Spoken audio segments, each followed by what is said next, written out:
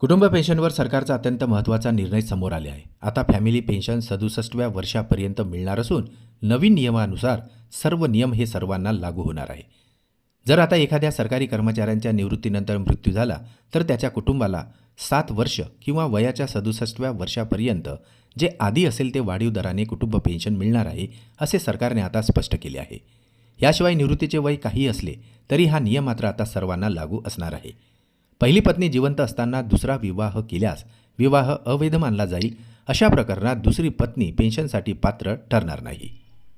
पेन्शनवर पहिला हक्क मृत कर्मचाऱ्यांच्या पती किंवा पत्नीचा असणार आहे. यात निवृत्तीनंतर लग्न केलेले किंवा कोर्टाने वेगळे केले असले तरी त्यांना लाभ मिळेल. यानंतर मुलांना अधिकार मिळणार आहेत.